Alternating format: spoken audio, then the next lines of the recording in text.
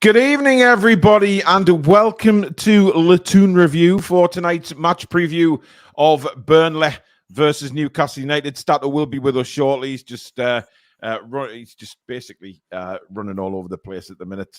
Just got in from work, so he's just changing his attire, and he will be with us in due course. We have Lady Sam with us for a Thursday night, which makes a pleasant change as well. So she's here for a match preview, and of course, the one and only Billy Bob. Newcastle, of course, go into this game needing 3 points, need to keep the pressure on the likes of Manchester United, etc., for that European place. Does seventh place get Europe? I'm not sure how it works. I think conference, isn't it?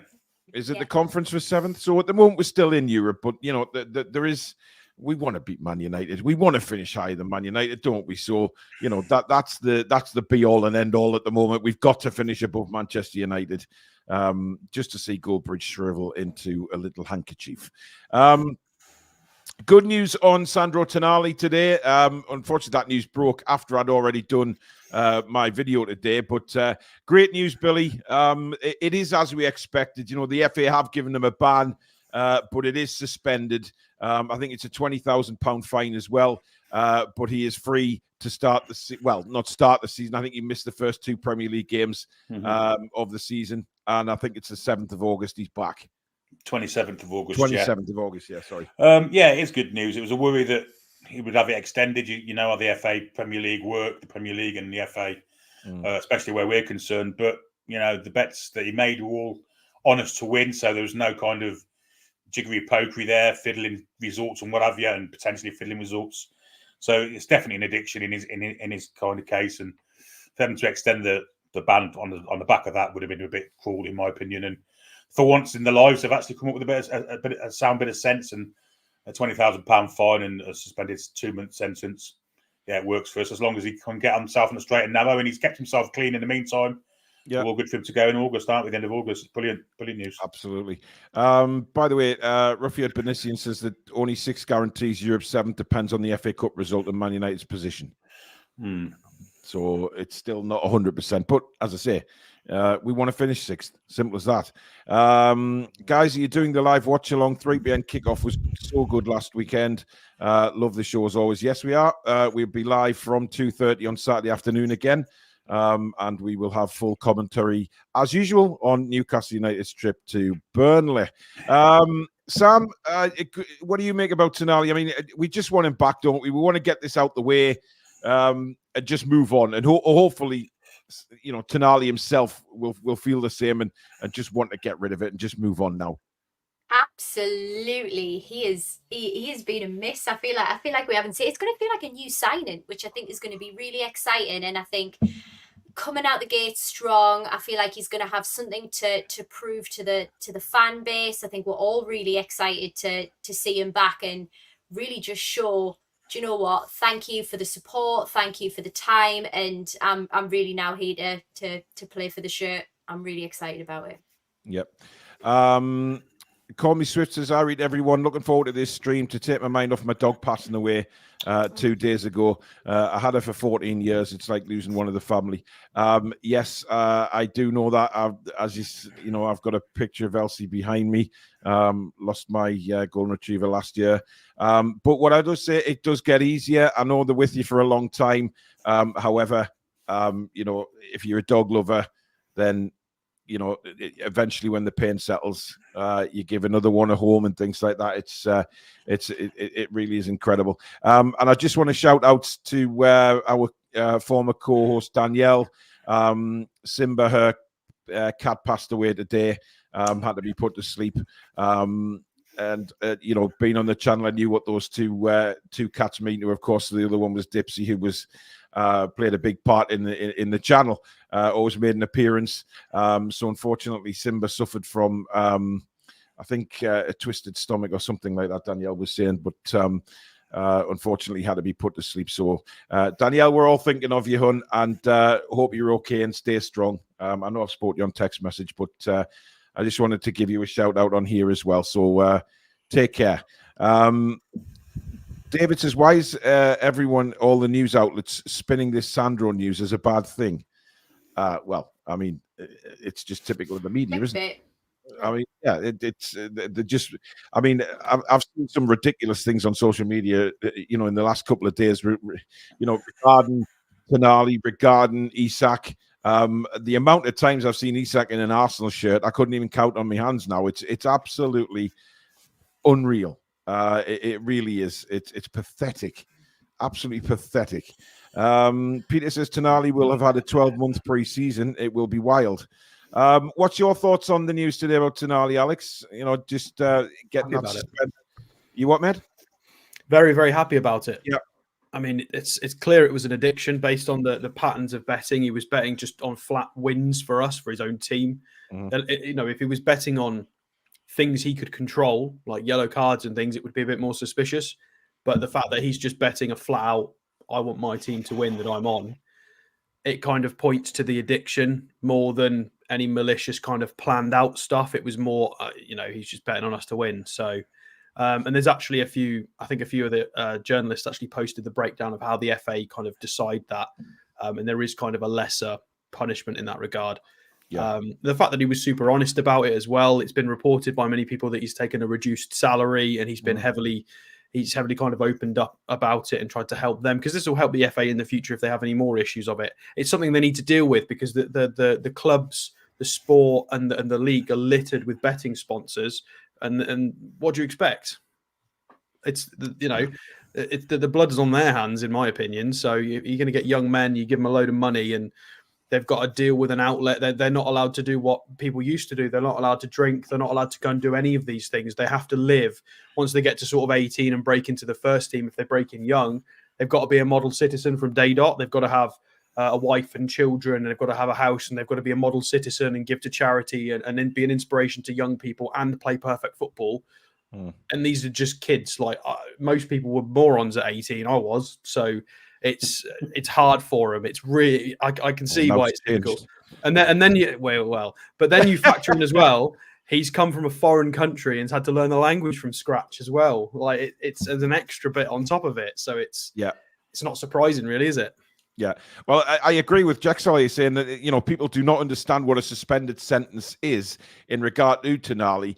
People are reading headlines, not the article. And I think that's a good point. They see the headline straight away. He's received they see sentence and instantly think, oh, he's got another ban. And of course, some people in the media are clueless. Quite frankly, we know who the good ones are. Some of them are just there to rub Newcastle fans up the wrong way constantly on a consistent basis as well. But it's fantastic news as far as we as Newcastle fans are concerned. We can look forward to Tonali being a big part of Newcastle United next season, and I'm sure he's going to be. I'm thoroughly looking forward to seeing him. The thing is, Sam, as well, playing with the pressure off his shoulders, isn't he? He won't have that pressure that he was feeling when he first signed. Of course, he knew what was coming. Now it's all out in the open. He's served his sentence. He's back and he can concentrate on his football.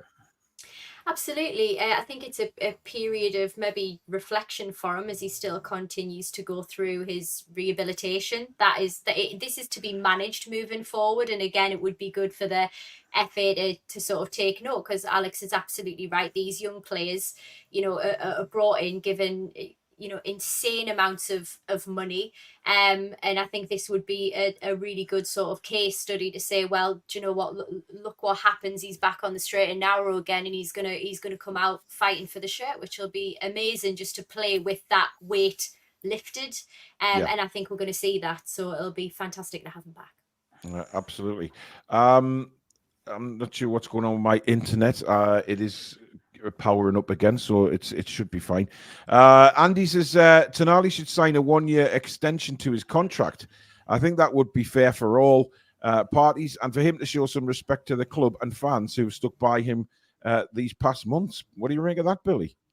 100% agree with it. Yeah, absolutely. We've missed a year with his sort of 5-year contract. A year that's gone through no fault of our own. We have stood by him, and he's going to come back in August. And I think a year's extension would be a great gesture from Tonali. Yeah, to kind of welcome the support he's had from the club and the fans. Yeah, I think it's a great idea. Yeah, and the thing is, Alex, he's when he does come back, he's obviously trained with the lads now. His English has improved dramatically. Some of the videos and training shots we've seen, he's smiling, he's laughing with the players. Obviously, it's clear now why things were not quite right when he first came, but now he'll have had a year with the guys. He's settled into the squad and the environment. Now he's got to do his talking on the pitch, which I'm thoroughly looking forward to. Yeah, well, we saw glimpses of quality from him once all of it had come out. And there were games that were pretty crazy. He was decent in the Champions League games. He clocked up the fastest player in the game week against PSG, I think it was, or it might have even been against AC Milan. He's got so much quality, and there's so much quality that a lot of Newcastle fans haven't even seen yet. He's just a fantastic player. We're going to need him. We're really going to need him to step up, because Bruno's been dragging us through matches, and Sandro's a match winner and an influencer, and he's one of the highest technical level players in our entire squad. He was the jewel in the crown of Italy and AC Milan. Was he the juice in the lemon, Alex? He was. He's definitely tied to the lemon of success somehow. I'm sure there's a tree. There's a lemon tree somewhere in Italy that's missing a lemon, and Tonali's got it. So, absolutely. But I think it is worth noting as well, Sandro could be massive for us next year, depending on if Bruno goes or stays. If Bruno goes, Sandro's going to have to be that guy. Yeah. He's going to have to be that guy. There's no one else in the squad that can do what he does. No one. Sandro can do bits of what... He's not exactly like Bruno at all. Bruno's got a very unique set of skills. That's why he's world class. Skills he has developed over a long period of time. Exactly. So Sandro's a bit different, but he can do a bit of both. He's kind of the most hybrid of the lot, as it were, an 8 and a 6 and a dropper and a sitter. He could do all of that kind of stuff. So we kind of need that, because what we're going to do next year, put Sean in that role, I don't know about that. We could do with Sandro really stepping up. So whether Bruno stays or goes, he's going to hopefully have a big season for us. Yeah, he's saying he's going to sit us in front of the back four. Definitely. Yeah. I noticed that. They're all coming out now. They're all coming out. Anyway, Toon Gamer says, have you guys seen the 3 concept stadium expansion video on the Gazette Online? I must admit, I haven't seen it.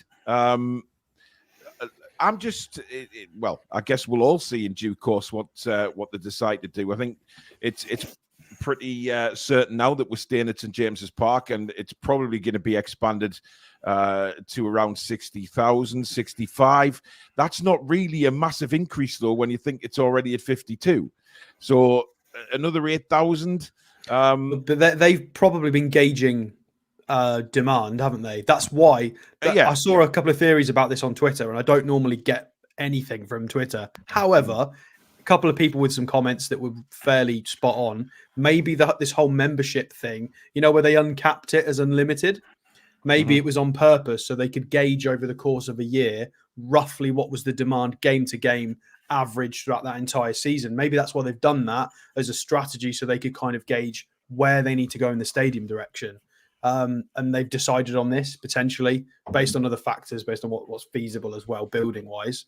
I'd probably say there's a lot of thought. They're not stupid. There'll have been a lot of thought gone behind this. So if they think 60 is appropriate, it's probably because it is. I would have thought there was a lot more than 8,000 season. I agree, but maybe they're not accounting for future growth. But maybe they can't actually go above 60 or 65, whatever it may be. Maybe that is the limit they can go to. With what they've already been told. It may not be a case of, we can expand it to 70 odd. It might not be feasible to do so. I think they'd rather, from the fan feedback, I think they've took a lot of feedback from the fans on board where, the majority wanted to stay at St James's Park. I think that's pretty certain. So I would think that, Billy, they've already started looking, or well down the line at looking at plans, because this is one of the first things that came to light after the takeover, wasn't it? How run down St James's was and what they were going to do. Well, one, it's the cheapest option. It's to extend the stadium by 8,000 seats is a lot cheaper than building a new one from scratch.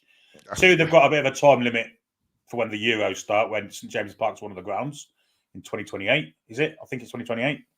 2026. That's right. Where St James's Park's one of the grounds. So 2 years to build a new stadium. Is it feasible? Not really. Don't think so. So St James's Park has to be kind of renovated for them. And 3, people don't want to move to St James's Park. It's historically important to the club, and it's situated in the middle of the city centre. It's a unique ground. You can't get rid of all that history in one foul swoop by building potentially an out of town identikit huge stadium. If I'm perfectly honest, totally. Although I don't know the look of it. I must say it looks like a aerial view of a toilet. If I'm perfectly honest. The 3 sides built up, and then you've got your still the little east stand. Bizarre. It really bizarre. And it does actually look like a toilet seat. I saw that on Twitter or X or whatever it's called these days. I saw a picture on that, and I thought, you could just sort of. And then I came up with a brainwave, guys. Oh, gosh. You know what I'm going to say here, Alex. You just it's taken 16 minutes to go in the toilet. No. You could literally, if St James's Park looks like that, get somebody to design a St James's Park bog. It would be tremendous. You'd be sitting on St James's Park having a dump. And, you'd be literally sitting on the cathedral, on the throne. It would be absolutely incredible. Sorry, guys, we need to take Paul out a bit more. We'll promise we'll get in some fresh air soon. I think it'd be quite popular in the Wearside area, them kind of things, surely. Yeah, I don't mean like taking a dump on the stadium. I mean, just, you're instant. You just let's move on. It's a very creative suggestion, Paul. Thank you. We'll take it into consideration. Yes, thank you. Sam's dad's on. Paul, if a gambling company offered to sponsor your show, would you take it? Nope. Tenor says you would. Nice one. Yeah, but I think that's a bit different. That you can't hold us to those sorts of standards. No, because we're not employing people and building a league structure for these young men to play the sport. We're literally just a fan channel. We're all normal people that work normal jobs. We're not sat on board of directors earning millions of pounds, and we're not players earning millions of pounds. We're literally just 4 normal people talking about a football club. That's slightly different. I'm not saying we would or we wouldn't, but I don't think I would, to be honest. If I'm openly honest, I know a few people who've had gambling issues in the past, because some friends and stuff like that, and I think I'd be sort of letting them down if it did anything like that. I'm not really into being sponsored by gambling companies. I mean, it depends what the was like. I'm only joking. I'm only joking.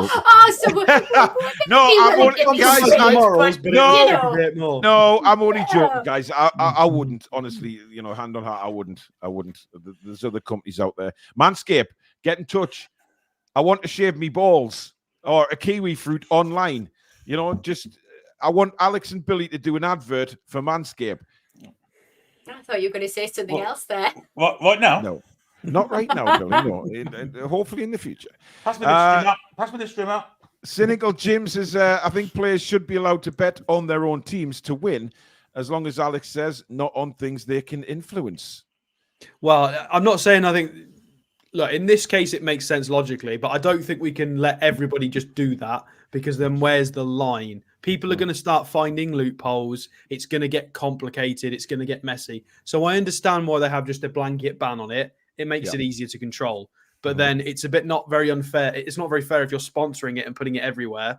You've got ex-pros on TV adverts promoting gambling apps. Like I know all the Polish ex-pros are all doing it online for Polish gambling companies.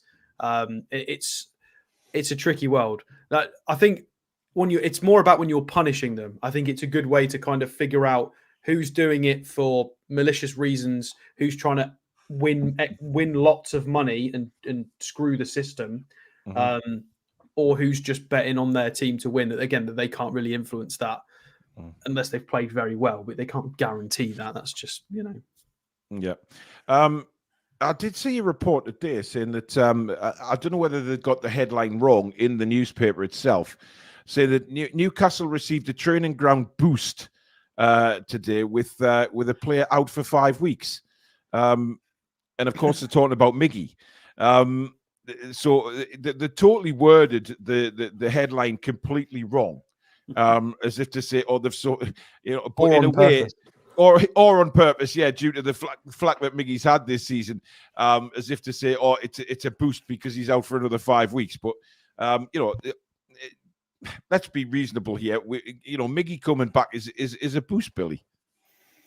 100%. Is he back then, or is he literally. Well, rumours are that he's training. He could be back very soon. Yeah, extra bodies is a boost. Absolutely, gives players rest, rotation. Miggy has produced the goods in the past 18 months at times, although he hasn't done it so much this season. Yeah. So an extra body would help out in games like we've got coming up on Saturday, for instance. Yeah, I mean it's a big game. So I mean, look, Burnley have hit a little bit of form. Sam, obviously they gave Man United a run for the money at Old Trafford before eventually losing that game, and then of course, they've got a draw at Old Trafford, didn't it? With Sheffield United, who put up a fight. That's the game that sort of caught my eye. The fact that they got a 1-1 draw, probably should have won the game by all accounts. So, this isn't going to be a straightforward match if there's anything for Newcastle United in this world. But Burnley will be up for it because they're fighting relegation. We're fighting for Europe. So it could be a very interesting game. This is it. And what I don't want to hear Alex say tonight is what he said for Luton. And I think for me, it's a case of this game's going to be won by attitude, not necessarily somewhere on the pitch. This is about attitude and intent. They are fighting because they don't want to go down, and we are fighting because we want to get as high as possible to get those European places and get above Manchester United. So I think it's going to be a really interesting one. What I do not want to see is another slow start out the gate. I think we really need to get our teeth in very, very early. Yeah, I think Davey mentioned that in the comment before. Yeah, we need to get into our positions very, very quickly and be comfortable and cohesive as a team. Because sometimes I've felt in the last few weeks that our communication's just not been right when we've been in positions and working together, and it's been at our detriment sometimes, despite what the result says. And it's important, Alex. Sam mentioned then, and then Davey in a comment previously about the making a good start, because we can't keep relying on changing things at half time or having a half time shouting match in the dressing room for them to perk up. They need to be ready to go from the off on Saturday. Because Burnley will be up for this game. Let's not make any mistake about it. They are scrambling for their lives. And if we go out with that attitude again of starting the game in reverse, we're going to have problems. Agreed. They're a good side. They're very well put together. We'll go through that when we do the graphics. They were all over Manchester United, and deservedly so. Vincent Kompany's done a few good recent interviews kind of suggesting that they're being a bit hard done by, and I would completely agree with that. I mean, recent form, they're doing very well. They've not lost a lot recently. I think is it once in recent games. So in the last page on SofaScore, they've got one loss, which was against Everton, a 1-0, and they got a red card. But they've managed draws against Chelsea. They beat they actually beat Brentford. So they're okay. They're just a young side. They've got some decent players in. I know Brun Larsen they've brought in from Hoffenheim on loan. I know him from Football Manager, actually, from Hoffenheim, but that's by the by. But yeah, they've brought in some really good high technical players. They play good football. They're just a little bit naive. They're not quite there yet. And it's a little bit of a shame because it's a flip of a coin, really, in some of these games, whether things go in the net or not. Just an inch past the post or a fantastic save. But it's the Premier League for you. It's a cruel league. And I'd like to see them stay in, really, because for all, as well as Luton have done, I think Burnley are a better side. I think there's probably going to be one or two teams staying in the division that potentially don't deserve. Well, I say don't deserve it. That's really harsh. They do deserve it because they've earned the points. But Burnley are not a bad side at all.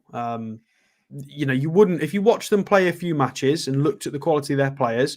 If you got somebody from abroad who didn't know the league table at all, you got them to watch a Burnley match or two, you'd go, yeah, probably mid-table-ish, maybe a little bit below. You wouldn't think that they were sort of nearly rock bottom.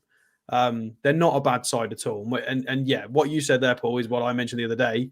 We absolutely have to start well. Because if they start controlling this game and all of a sudden one or two chances go in the net and we fall asleep and we're 2-0 down, it's going to be a long old slog, and we're away from home. So we haven't got we've got great away fans, but it's always harder to kind of turn that around when you're away from home. And the thing is, Alex is right. If we go 2-0 down, Billy, we are it's not going to be easy to get back into this game because we know that Burnley can defend. They've been, they've had a lot of practice, let's be honest, this season, that, where they are in the league.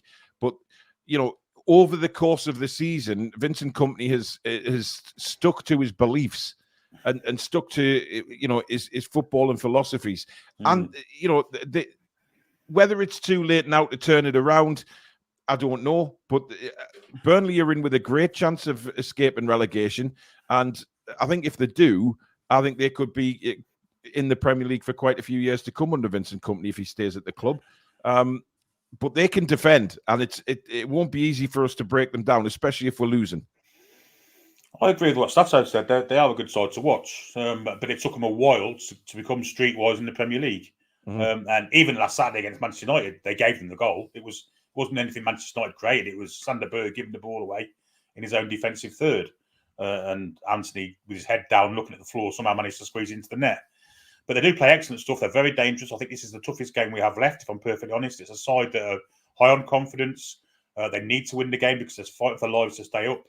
So I don't see a harder game for this season than this one against Burnley. See, that's funny, everyone, because we still have Man United to play. So that's a little Billy Glenn. Absolutely. I actually agree with Billy. I'm more worried about this one than the Old Trafford away game, to be honest. 100%. I don't think that Manchester United pose... if we play well at Old Trafford, we've done it once this season with a reserve side, remember, against pretty much a full Man United squad. We turned them over 3-0, absolutely demolished them. And I think if we can play anywhere near that kind of standard again at Old Trafford, we will win. And I think it could be down to that game who gets sixth place. It really could. It's that close at the minute. But I'm expecting Sam Newcastle to come out with the right attitude on Saturday, come out with all guns blazing and go for it, because that's how we know Eddie Howe likes to play. And that seems to be when we play our best, when we actually go for it and not sit back. Yeah, it's that element of self-belief and confidence. You need to believe in the players that are around you. And I think, the defense has been shaky because I do think that the confidence in Dubravka is starting to dilute. We can see it eroding away before us. As I like to call it, is hokey cokey. He's so indecisive, and I think that's where we're losing games currently is because of our defense. So if we can come out strong, the element of self-belief, I love what Bruno's been doing. Lifting the flag, I think, was not only a statement to everybody that he is Newcastle United, he is actually going to be staying with us. But the rally calls as well, like, this is what we want. We are going for Europe. And, I'm seeing a really great leadership quality actually coming in now. Like, I can see him as a future captain maybe as well. Interesting. Now, obviously, Fabian Schär hasn't trained all week.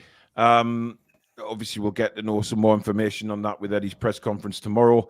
Don't forget, 11:30 tomorrow, I'll be doing the live press conference reaction and news show as I normally do on a Friday. So tune in for that if you can. Available tomorrow as well. Yeah, might be a threesome. Oh. Anyway, we will talk about that more and discuss that more once we know the situation. I mean, Eddie Howe may turn around and just give us cryptic clues again, like he normally does in his press conferences. Hopefully not. Hopefully we will get some very good information, and we'll be able to divulge that a bit more in the show tomorrow.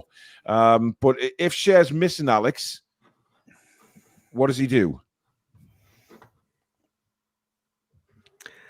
Well, I mean, maybe pray a little bit or chant or do something. Right. I mean, realistically, if we're going to be real about it, right-sided centre halves, if he's going to try and not shoehorn and change it, if he wants to try and keep it as generic as you can, Kraft goes as the centre half. I mean, Intino goes as a right back. I mean, it's not overly that complicated. It's what happened in the second half against Sheffield United, and it worked. To be fair, it wasn't terrible. Kraft did okay. The one thing I'm worried about is Kraft playing centre back against Burnley. Is Burnley, you know what they're like. They are a rough and tumble team. They get very physical, and I'm not sure whether Kraft will be able to handle that kind of physicality. I'm not sure that's true anymore. I agree with Alex. Yeah, they're very quick up front, actually. Yeah. They're very technical. They're very different. No, I know they're very technical, but they still play a physical game. They're still, it's more based on pace. So Amdouni and Odebear and Laura Foster, they're all speedy types, if you ask me. Yeah, I mean, I'll show you with the data. To be fair, we can check whether they're naughty or not. I mean, fouls per match, they're middle of the pack, 9th, 11.3. Okay. They're really low for yellow cards, 16th. They are first in the league for red cards, though. They've had 7 red cards this year, which is the most. That would be a nice, easy kind of buy, wouldn't it? If they get a cheeky early red card and we can just get a nice 3 points. Yeah, we've got to maintain our discipline as well. That's the thing. I mean, Bruno's done all right. I mean, since the yellow cards disappeared, I think he's kept his anger to a degree. Sam, he hasn't quite lost the plot with things. He's okay. I mean, I kind of like that sometimes, I'm going to be honest. Steady on. But, hey, we dance on, man. Anyway, yes, I am a fan of it, but I think he's displayed some excellent composure. Done it for the team, knowing what's going to be on the line if he doesn't. He knows how important he is to the squad.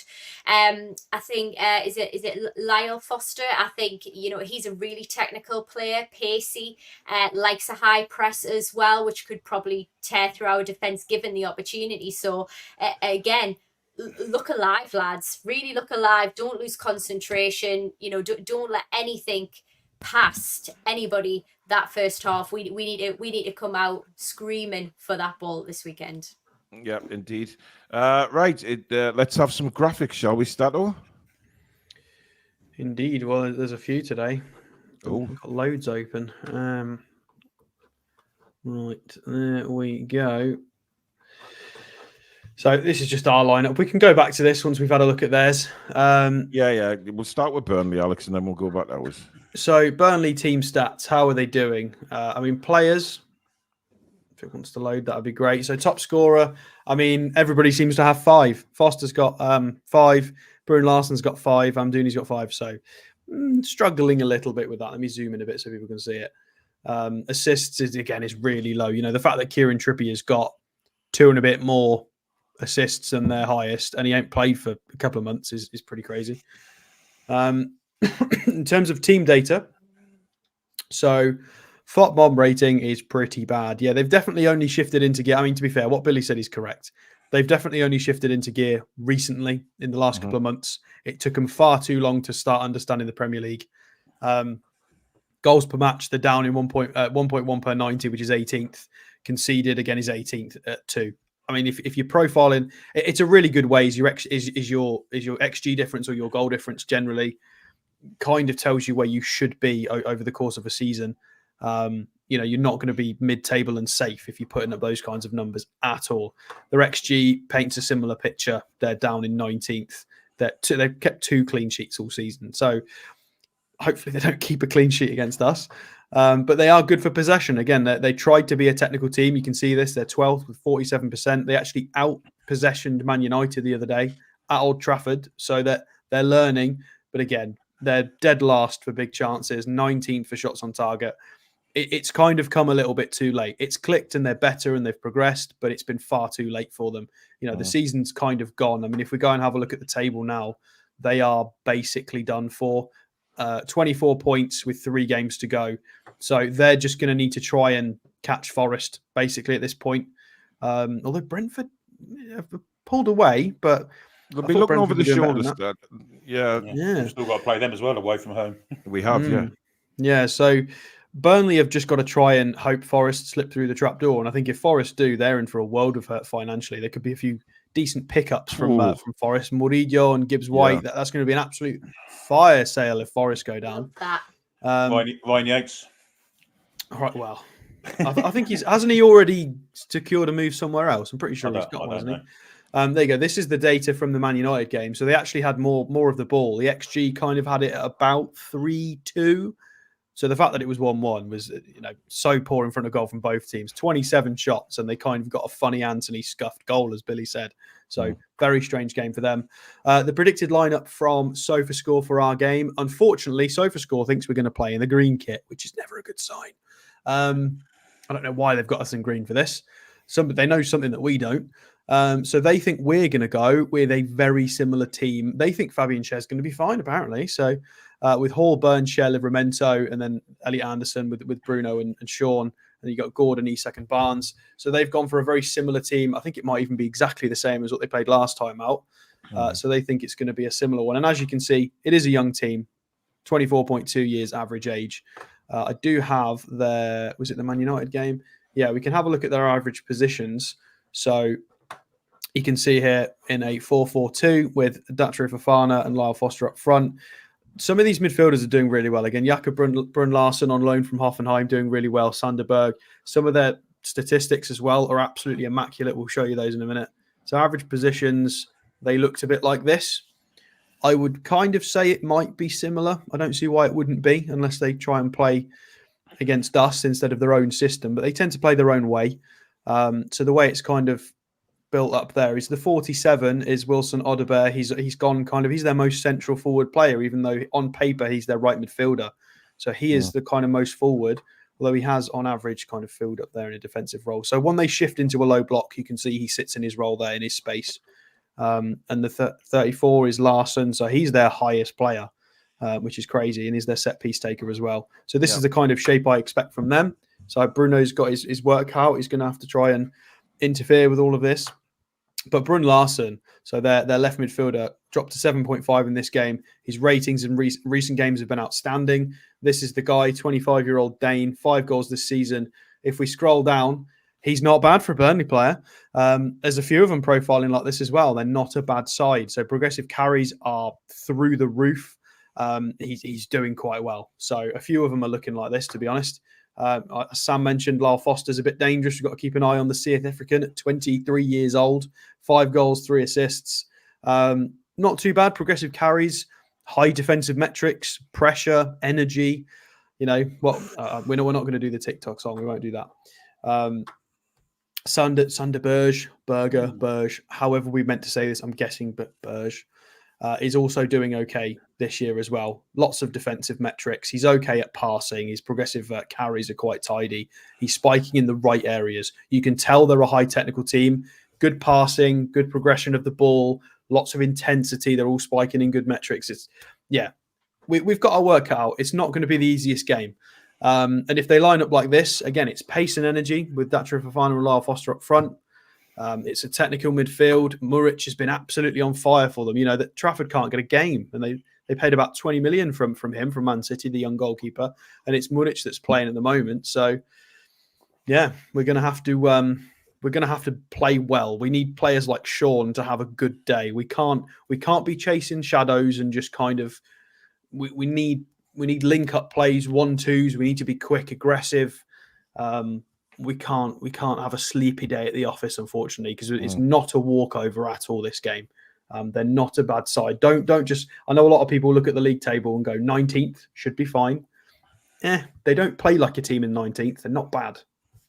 Well, of course, as well, Billy, Sander Berger there as well, who we were very interested in bringing in on loan only a few months ago. Well, it was January transfer window last season, wasn't it? We were linked with him at the end when Xavi went to Forest, and he was supposed to be the replacement, but it never happened, did it? But yeah, he's an excellent player. Very industrious, very creative, quite hard in the tackle as well, and he's quite physical with it. An excellent player, yeah. He did really well at Sheffield United in their first season up to. So, yeah, he's going to be a threat against us Saturday. And Sean's, like Stato says, has got a bit top of his game. Yeah. Whether we get that or not, who knows?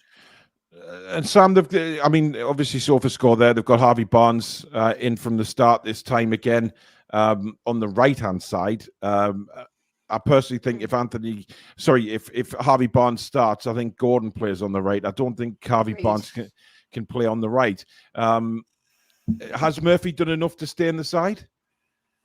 No. Fair enough. No. Yeah, I know that Barnes has had some faux pas, but he's also had some exceptional moments of brilliance which have won us the game and changed dynamics. So I would put more faith in Barnes than I would do Murphy. Yeah, interesting. John Adams, thank you for your super chat. He says, any thoughts on Miggy playing in place of Longstaff?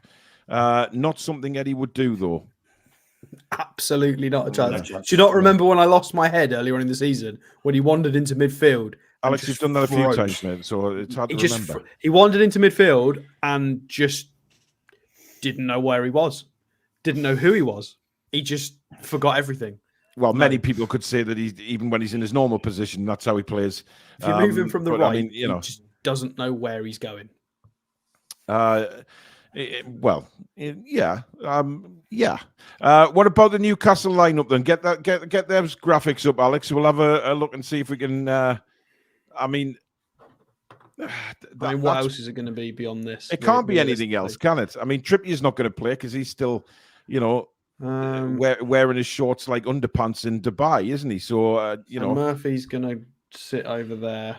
Have we not got Livramento's there? So Livramento, Hall, and then it will be this unless Share's fit, and then he can start. Yep.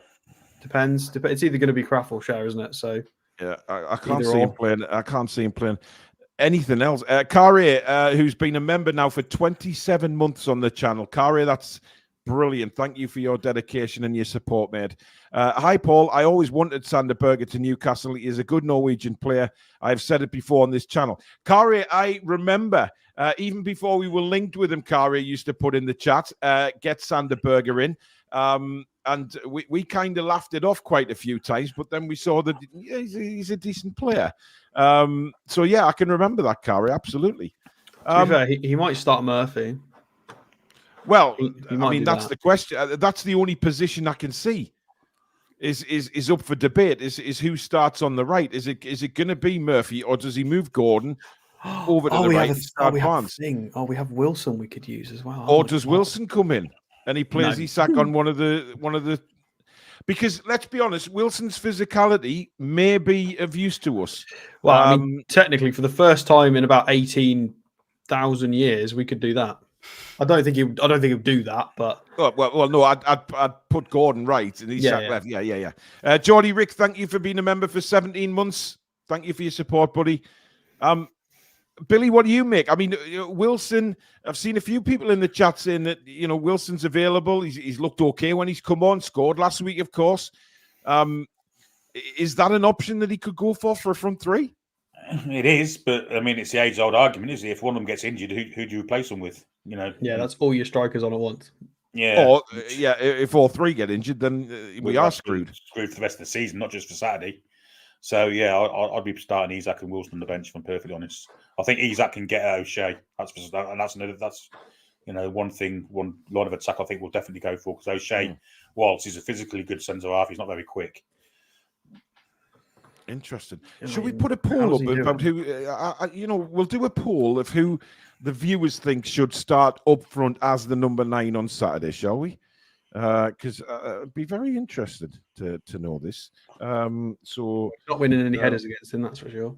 Absolutely, he's a physically old-fashioned type centre half. Was at West Bromwich Albion, wasn't he? For he looks like it as well. Yeah. And to answer Julie J's question, by the way, Weghorst went to Hoffenheim on loan. It might have even been part of why they did that. I think they've got a thing, Burnley and Hoffenheim, I'm not sure. But he definitely went there. And Bryn Larson went to Burnley. That's Bryn Larson, guys, not Brie Larson, the actress.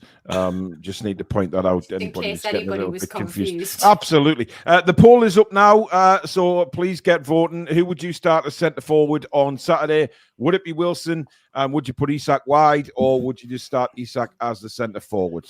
Interesting to find that out. We'll come back to that a bit later in the show. But for me, I think that, are we all agreed that or do you think you play Murphy? I mean, that's the only debate. I'd play Murphy personally. Why? Because Barnes doesn't turn up away from home, does he? Billy took the words right out of my mouth. Same thing. I don't trust Barnes away from home. Has he had a chance away from home? Yep. Palace, Man City, awful in both. Ooh, I think it's been a bit harsh. Sam, what do you reckon? I trust him more than Murphy, given Murphy's recent form. I think he's got better technical ability. Yeah, Murphy hasn't been great away from home the last couple of games, has he? Well, that's true. I think Barnes deserves a chance to turn that around. Otherwise, we would never play play him away from home. I think Murphy puts in more effort away from him. I think that's the point for me. Yeah, I know, Billy, but what happened? Argue with that. Go on, Sam. Sorry. No. I was saying the effort's not in question. I think sometimes when I've been frustrated over the last few weeks with Murphy is that he doesn't seem to look where he's going. He doesn't seem to look where he's passing. It's more of an awareness piece. The heart and intention isn't in question, but you can sort of watch him for the first 5 or 10 minutes, and I think you've said it before, Billy. You can predict if he's going to have a good game. Billy's always on Murphy watch, Sam. So he watches for the first pass he makes, and if he balls it up, you know that Murphy's going to have a bad game. It's really, I mean, it sounds laughable, but it's true.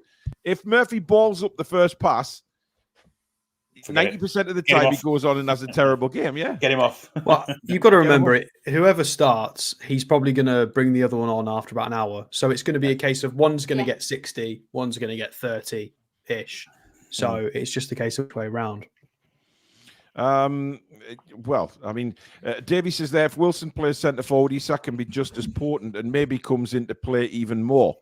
I actually think he gets the ball more when he's wide. He does get the ball more, which is why I made the suggestion of Wilson starting as centre forward and Isak out on the left, because I think he does get the ball a lot more, and we've seen many times what he can do from the left hand side. And not forgetting, guys, remember when they have played together, they have done some damage. I mean, let's not forget Brentford last season, of course, etc. That they can play together. I think the right-hand side of Burnley, where Odegaard plays, is a real special talent, really quick. I think we need defensive cover for Lewis Hall there, and that's why I think Gordon will play there and Murphy on the other side. Interesting. Because Barnes doesn't track back, does he? Simple as that. Doesn't track back. Well, he does, but he's not as. I don't think he's as good as Murphy at tracking back. I have to agree with you there, Billy, to be honest. When did Barnes Burnley for that last get a red card? Because I don't know why this is in my head. I'm just again, I've got nothing to base this on, but the fact that they've quite recently. Oh my God! One against Chelsea. Yeah. No, I'm telling you, when I said the physical, I meant it. They are still a physical side. Well, seven red cards in 35 games. What's that? 20%? It's fucking abysmal is what it is. 20%. I mean, if we had a record like that, I'd be so annoyed. That means every 5th game, someone walks. Exactly. Well, it looks like we're the 5th one as well, so that's happy days. But is it the strikers that get sent off? I mean, it's not Sean Dyche football anymore. It's not Ashley Barnes acting like a twat up front. Who got sent off? I can't stand Ashley Barnes. It was your man, Billy Dara O'Shea got sent off there. What about Chelsea? It was the fullback. It's Assignon, yeah. Oh God, look at the middle of their city. Oh God, Christmas time and Jan Feb wasn't very kind to them, was it? No, it was awful. February they had Brownhill got sent. Oh, I forgot he existed. Of course he does. Who else got sent off? Sanderbird. They've all had to go. Apparently. I'm telling you, although they are a much better footballing side these days, they still enjoy to put a foot in. And, that's why I think it's still going to be quite a physical game on Saturday. I really do. I think it will be in the middle of the park, definitely. The problem is now, as soon as one of them makes a strong tackle, Paul's going to go, I told you so. I told everybody it was going to be a physical game. You're damn right I will. I mean, I'm very rarely wrong, but I'm always right. Just remember that. So anyway, speaking from the mature and sensible person on this channel, are we going with that side? Is that the side we think, or do Billy and Alex? I know you said Jacob Murphy. Sam, where are you going with it? Well, that's what I would like to see, but that's probably not going to happen. I think he'll play. I think he'll play Murphy. Interesting. Jamie Knoll, welcome to Members Club. Thank you very much for signing up. We do have members prizes tomorrow. I did say today as well, didn't I? But I forgot to bring them into the studio. So we do have some really good books to give away as well. Football fans as well, not just Newcastle, but football fans. There's some tremendous books to give away, really good reads as well. So we will give loads away on TDR Friday tomorrow. That is a promise. Susan, if you're worse. watching, please remind me to bring the prizes in so I can bloody get rid of them. And just a warning, my dad's visiting me tomorrow, so my dad's going to be here in the background. It won't let me load Tonali. It errors. Oh my god, why does it do that? Dear. That's a bit naughty. I was going to bring him up because obviously the news today. No, it just errors. It's a forbidden file, Alex. FBRF doesn't want us. Maybe they thought he was never going to play again. I mean, that's a bit odd. I was going to show everybody what we've been missing, but never mind. I guess we'll do another show. My God. By the way, I wanted to ask the viewers, and the red card stat, don't tell the whole truth, Burnley not physically think. Well, yeah, but 7 yellow cards, Foxy. Let's be honest. I mean, if we had a record of 7 yellow cards, 7 reds, I don't think we'd be very happy with that record. But I understand that. I wanted to ask the viewers regarding the sort of uploaded news shows. Now, obviously, we want to. The members pay money each month to be members of the channel. So, on the uploads, on the daily news and things like that we do as videos. Do you think it's right that maybe I should put it for members only for the first 2 hours and then release it to everybody so that the members get to see the videos first as a way of thanking them? I know other channels do that, but we tend to, the members are supporting the channel by being a member, and we do give member prizes away. I don't know. Billy? Chelsea won up. Oh, okay. I don't know. You love putting a poll up. Do a poll. Well, we've got a poll up already. I can't put 2 polls. Maybe up. just extra shows for members. There you go. Yeah, maybe. Fubar Steve says, "Nah, I only pay my membership to support the channel." I think that's what a lot of members do. They support the channel that way. Wagner says, "Nah." So yeah, that's interesting. Because I know most of our members are members to support the channel, not to get any special treatment, and that's why I admire our members so much, because they support the channel that way. Jordy Rick says, "I'm a member, Paul. I would say no. You might lose views and stuff." Interesting. I don't agree with that, actually. I just think it's a way of money grabbing, really. The channels do that. Yeah, maybe. Okay. Personally, I think it's fine the way it is. I pay because I want to support the channel and the Toon Review family.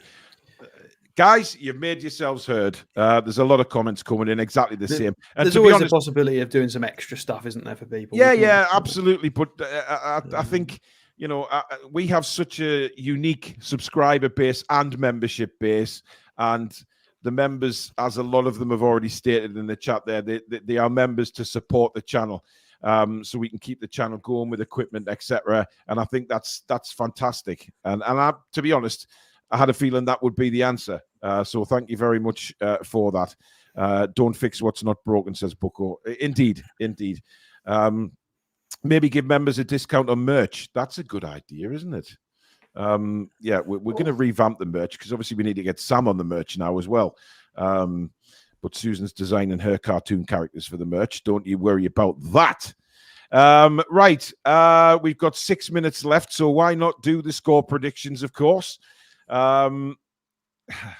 This is a difficult one to predict. I mean, I'm not sure which way I'm going to go, so I'm going to go last, just to see what you guys think. Alex, we'll go with you first. Guys, get your score predictions down in the chat as well. Let me see what you think. I'm going to go with 3-1 to us. They are pretty leaky. Manchester United got 27 shots off against them, even though I think Burnley were the better side. So that's hard to say with a straight face when somebody's had 27 shots against you, but I felt like it was true. And I think we're good enough to kind of pepper the goal. Maybe not quite 27 shots, but we've got enough fit, decent players, and obviously we've got Isak up front. We can definitely put some hurt behind their goal, that's for sure. I'm just not 100% comfortable with our back four all goalkeeper. Funnily enough, I don't know if you guys saw, Dubravka got in the team of the month in SofaScore. Yeah, I saw that. I was astounded. It's because it goes on just saves and general yeah, things. yeah, they don't factor in his flapping and positional lack of awareness. Like, that doesn't get any points. So, who's team Ronald McDonald? He's got the Hamburglar in there. No, sorry, no. Yeah, I'm going 3-1. I'm going to go. They're going to score 1. We're going to get 3. With Isak is going to grab. I think he's going to get 2. Probably 1 from open play, 1 from a pen, and we'll go with who's going to get number 3. I think Elliot Anderson's going to get 1 because he's been pretty close a couple of games in a row. So I think he'll break his duck. Absolutely. Jock Bar, thank you for your super chat. He says, I'd come to a free beer members only. Yeah, I'm sure you would. Me too. Well, yeah, you'd be first in line with your bloody head-sized wine glass. There were some ideas for a Toon Review tavern in the Discord, so it may still happen at some point, but it's going to need some planning. So, I tell you what, that might not be a bad name for the shed in the garden, the Toon Review tavern. Suzanne. Anyway, a lot of people are actually agreeing, Alex. A lot of people going 3-1 in the chat. Julie J's gone 4-2 to Newcastle. Spike's gone 2-0 to Newcastle. Chris Lex says 1-0 to Newcastle. Toon Dave 3-1. Kieran 3-0. Paul Marsh says 4-1 up the Toon. John Adams 3-1. Kari's gone 2-1 to Burnley. With Sander Berger scoring the winner. Kari, who do you support? I mean, come on. I know you're a big fan of Sander Berger, but why can't you say 2-1 to Newcastle, but Sander Berger scores for Burnley? That would be a much fairer way of doing it, in my opinion. Sensible Monica has been very sensible and gone 2-1 to the Toon as long as we are switched on from minute 1. Pilo Keith 3-1 to us. John Sorby 3-1 to the Toon. Colorado Magpie 3-1 to the Toon. A lot of 3-1s. Geordie Rick 5-1 with an Isak hat-trick. Jeez. Wacky Angler 4-1 to the Toon. Billy, what's your prediction? I'm sorry to go all looting on you lads, but I'll see us getting beat Saturday. When have we ever started from the off in an away game this season? I can only think of Villa in the league. These are fighting for their lives. They're a better side than Luton. I think 2-1 Burnley.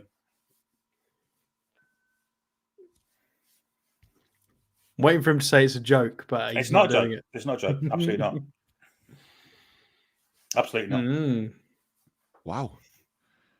All the Burnley fans watching this live show have just now chins hit the floor, dropped the coffee, spilt the food. Well, I mean, he's not wrong. If we do what we did the other day, well, he is wrong, Alex.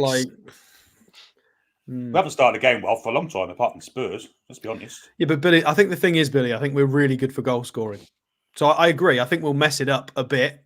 We'll definitely make a couple of mistakes. They might get a goal. Well, I think we're just Newcastle United. That happens regardless whether we've got a Luton vibe all over it for me. I've got to say, Luton vibes all over it, and I'll bang on with that as well. I'm very much looking forward to doing the commentary with the Grim Reaper on Saturday. Of course I wrong. Matthew says, does anyone know what happened with Jack from Toon TV? Doesn't upload and isn't on this show anyway. Well, he left this show because obviously he was concentrating on his own channel and he had a lot of exams coming up. Now, I obviously think that he's not uploading at the minute. I think it's exam season now, isn't it? He's doing them now. So maybe that's why he's not uploading. He's concentrating on that. I have seen him fairly recently because he was on one of the fan celebration channels. I think he pops on he's popped on a couple as a guest, so he's okay. I think he's just concentrating on what's more important at the moment, which is of course his exams. We've got a super chat coming from Jamie Knoll. Thank you, Jamie. Hey lads, do you think Eddie will play Tonali in Australia up the Toon? No. Not allowed to. Oh, is he not allowed? Is it not friendly? I thought you he was allowed to play in friendlies. Oh, they changed that, did they? Not in pre-season either. Yeah. Oh dear! I'll tell you what, I did watch. I thought he was allowed to play friendlies. Yeah, no, they changed it. They changed it. Change the goalposts. That's typical, isn't it? I mean, that never happens to Newcastle, does it? If there is something, by the way, I watched the other day that might excite everyone. Do you remember when Bruno got the camera strapped to him for the game against Villa in pre-season? That watch that back. If it's been ages since it was released, it is really, really, really good because it's him and Tonali in midfield, so you get to actually see just how much. So, well, there isn't just any space at all. There's no space for them to do anything in. When you're looking at it from a bird's eye view, like we are, You can always see the pass or the man on or the this or the that. Whereas when you're watching it from Bruno's sort of chest cam, he's got no, we can't see his scanning. We can just see his body looking forwards. But it was just him and Sandro always in space and everybody else just running around like headless chickens. It was, if you've not seen it, go and have a look at the Bruno kind of, I don't even know what it is, like self-camera, whatever it's called. It was him and Tonali in midfield. It's a cracking watch. Oh, sounds good. Yeah, absolutely. Dan Robinson, thank you for your super chat. He says, I reckon 3-1 too. We'll start like we always do, but we have the talent to hold them off until we get into the game. The talent will win out. I'm not so sure about that, Dan. I think if we go behind, it is going to be one hell of an uphill battle to get back in it, because they are on form at the minute. Let's be honest. Sam, what are you going for?